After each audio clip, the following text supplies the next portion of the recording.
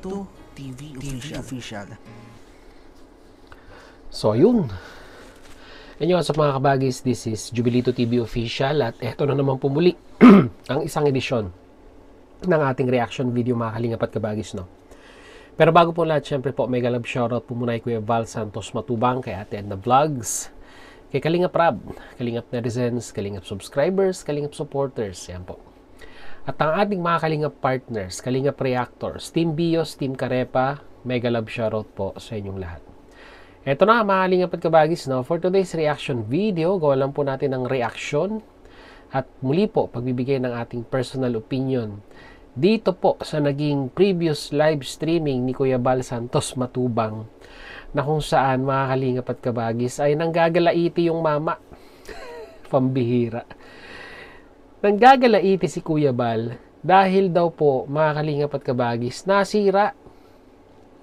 nasira daw po yung beauty nung bahay nila Beyonce, nang dahil po doon sa ipinapatayong tindahan. Pambihira. At talagang parang hindi po natin alam kung ano yung may ikukuhan natin kay Kuya Val, yung may advice natin kay Kuya Val, dahil parang talagang siguro nung napanood niya yung vlog ni Dr. Lab, or siguro pumunta si Kuya Val mismo doon dahil may mga upload si Kuya Val na pumasyal siya sa bahay nila Beyonce, ay parang nadismaya po yung mama regarding po dito sa ipinapatayong tindahan, no, mga Kalingap at kabagis, para pangkabuhayan showcase, ika nga, no, ng pamilya nila Beyonce, mga Kalingap at kabagis, no. So, grabe. Panoorin po muna natin ito, mga Kalingap at kabagis, no, bago po natin gawa ng reaction.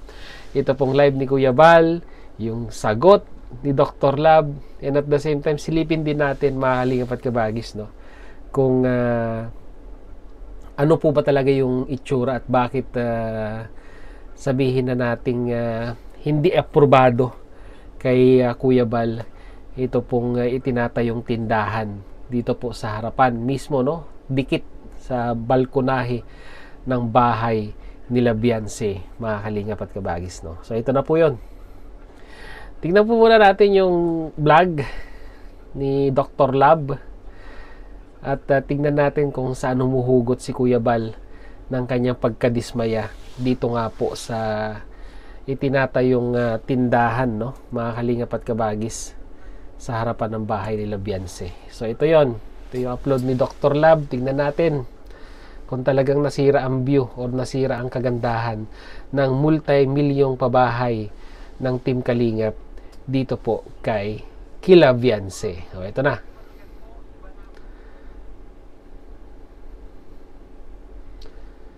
Ayan na.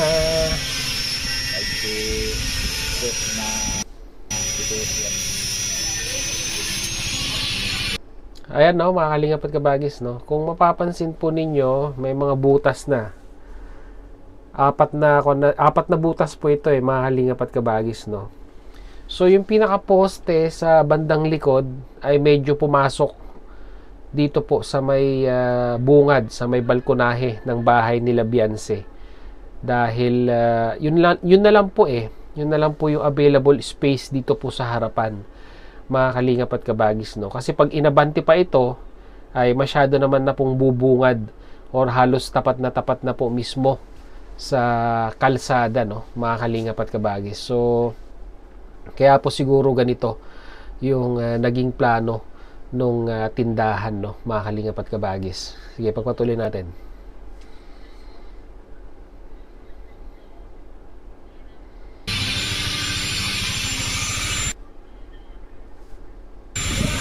Puro roll up to, harap. Puro roll up. Stante lang ang lalagay doon. Stante lang? Ah, stante lang.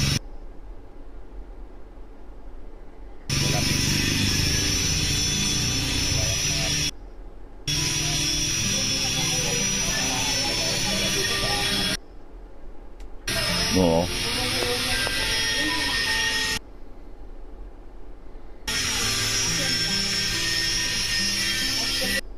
Pwede na.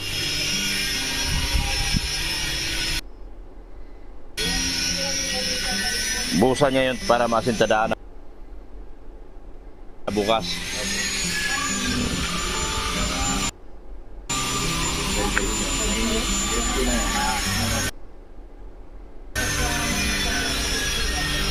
Yan. Sunod. Okay, so yun no, mga kalingap at kabagis, nasilip natin tong ginagawang tindahan. Ayan, naikuan na pala nabutasan na para sa poste. At masasabi po natin na medyo may kalakihan din naman pala, mga kalingap at kabagis, no. Ito pong tindahan, no, ng pamilya nila Bianse, no. At ito, panoorin na natin si Kuya Bal dito po sa kanyang live at tingnan natin kung ano yung mga hugot ni Kuya Bal dito po sa kanyang live streaming, mga kalingap at kabagis. Para maganda. Tama? May plano yung bahay ni Bianse. Sana po bago ginawa yung bahay, may plano palang gawa ng tindahan, bakit hindi sinabi agad?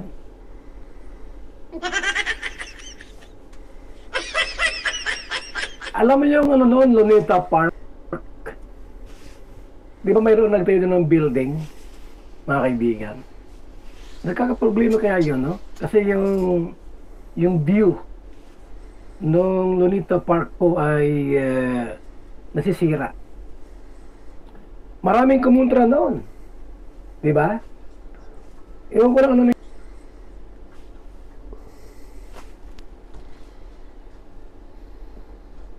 nangyari doon. Yung naituloy ba yung Luneta Park?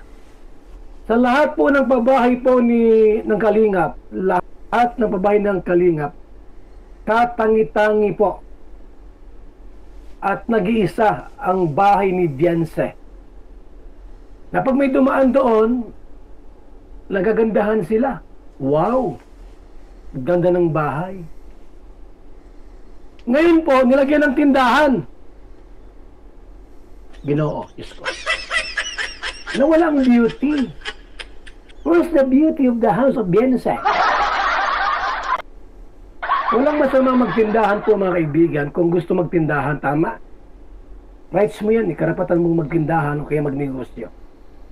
Pero yung beauty po, yung tindahan na yaon, abay, sinira mo ang beauty. Ang kagandahan ng tindahan. And besides, mga kaibigan, sino ang bibili sa tindahan nila? Tell me. Sabihin mo sa akin, sino ang bibili sa tindahan nila? Kasi 50 meters po mula sa bahay nila, ilang lakad lang, cruising na po yon, cruising. Nandun yung mga tindahan na malalaki. Wholesaler, lahat ng tindahan ng mga negosyante, yung mga, lahat ng klase pong mabibili, nandoon sa cruising mismo. Ibig sabihin po, kung may bibili man sa tindahan ni Bianse, yung kapitbahay niyang isa, nasisira yung beauty po, mga kaibigan. Sayang naman yung bahay ni Bianse. Akala ko po, yan ang pinakamagandang bahay ng Kalingap. Abay, sinira po ni Dr. Love. Gusto ko ginoon naman. Ba't nagsabi na Kalingap Rob, gusto namin may tindahan yung bahay namin? Isa na po naplanuhan ng maganda, no? May planning. Abay po, tatakpan po ng tindahan. Ang tanong, sino ang bibili sa tindahan nila? Nandun po yung mga tindahan ng malaki sa labasan, sa cruising mismo, 50 meters away, ang layo nung talipapa, nung barangay. Sana, Ginoo, Diyos ko po. Bahala kayo. Nagtaka si Kalingap Rob, ba't may tindahan dyan? Sinilang ng beauty ng bahay ni Bianse. Kaisa-isang pabahay ng Kalingap na napakaganda. Sinira nyo ang beauty. Beautiful house. Pambira naman kayo. Okay, so yun. Yung pala, mga kalingap at kabagis, no? Nadidismaya si Kuya Bal dahil po nasira, no? Masisira daw yung beauty ng bahay nila Beyonce dahil nga daw po dun sa ipinapatay yung tindahan. At hindi naman tutol si si Kuya Bal sa pagninegosyo, no? Pero yun nga, ang concern ni Kuya Bal, 50 meters away doon po sa bahay nila Beyonce, ay nandun na daw po yung mga malalaking pamilihan, may talipapa, may mga nagbibenta ng wholesale. So, ang concern ni Kuya Bal, kung magtindahan man sila, medyo tablado. Kasi nga po maraming kakompetensya dyan po sa lugar nila, no? Mga kalingap at kabagis, no? So, doon po, may punto si Kuya Bal, no? Mga kalingap at kabagis, no? At hindi lang ako sure kasi noon parang napanood ko po, no? Hindi po ako nagkakamali, paki-correct na lang po ako. Na parang nabanggit na po yan noon nung ongoing pa po yung construction na talagang may plano po, no? Nalagyan ng tindahan yung bahay nila kasama yung pangkabuhayan na tindahan showcase doon po sa plano sa pagpapatayo ng bahay, no? Ang naging kwan lang po dito, mga kalingap at kabagis, no? Ang isa sa mga naging concern din ni Kuya Bal Santos Matubang dito ay hindi na finalize during the construction time yung pong planong yan.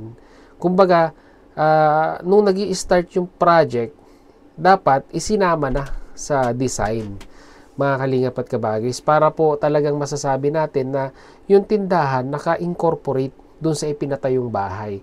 Kaso nga lang po, parang na-finalize yung decision nung naipatayo na yung bahay, tapos saka sila nagplano, mga kalingap at kabagis, na dito sa harapan itatayo yung tindahan, no? So parang ganon ang sinasabi ni Kuya Bal Santos Matubang.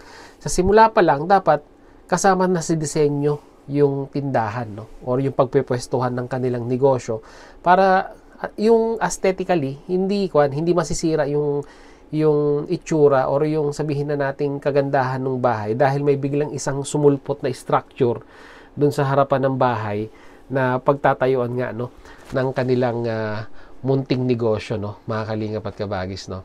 So, ano ang sagot ni Dr. Lab dito, mga kalingap at kabagis? Ito, pakinggan natin si Dr. Lab kung ano po ang kanyang masasabi dito sa sabi nga po sinira daw po ni Dr. Lab ang pagkakasabi ni Kuya Bal, mga kalingap at kabagis, yung kagandahan ng bahay nila Beyonce. So ito, pakinggan natin si Dr. Lab. Naging baser ko sa bandang huli si Papa Lo. Alam nyo po, ang tindahan hindi ko po design yan. Ang tindahan design na yan nung araw pa. Kaya kung magkaroon man ng tindahan yan, wala tayong magagawa dahil yan ay planado na. Itanong nyo kay Engineer Supermac, mayroon na yang tindahan. Sino nakakilala kay Supermac? Itanong niya kay Engineer Supermac at iyan talaga ay may tindahan noon pa man. Sinabi ni Supermac, oh yes, at ako lang ay napag-utusan. Tapos sa bandang huli, aawayin. Ay, wala tayo.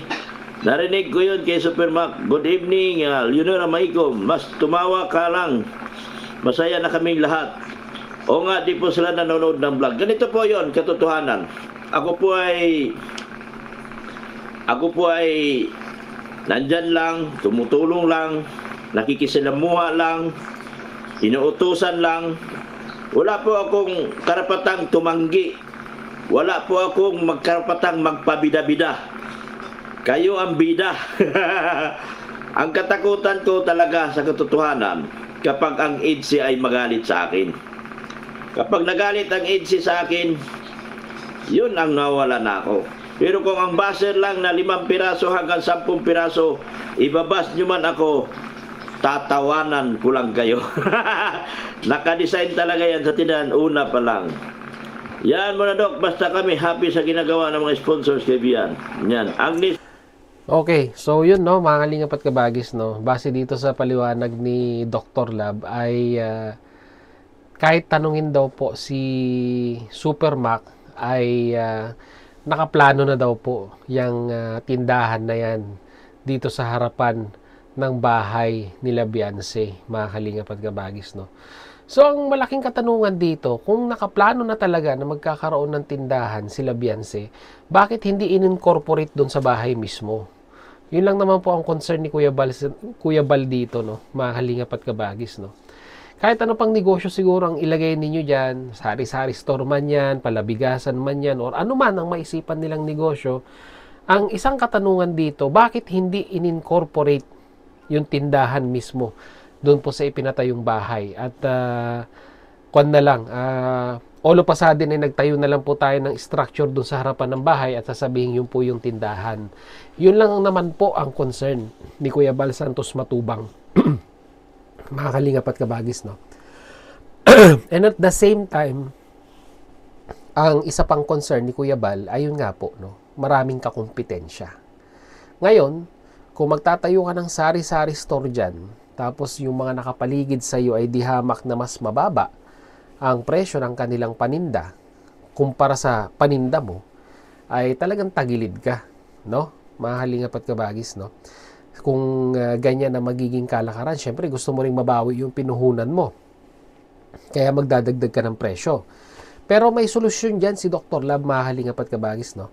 Kasi base sa kanyang live ay luluwas nga daw po siya ng Maynila at doon po siya boboto. At sa pagluwas niya pong yun, ito around May or bago magpasukan daw po, ay doon po siya mamimili ng paninda, no? Mga kalingap at kabagis, na ilalagay doon po sa tindahan nila Beyonce, mga kalingap at kabagis, no? So ibig sabihin, bibili daw po siya ng mga paninda sa Divisoria na dihamak naman daw pong mababa ang presyo, na kung saan, para sa akin, sa nakikinita ko, ang plano ni Dr. Lab ay makikipagkompetensya siya, no?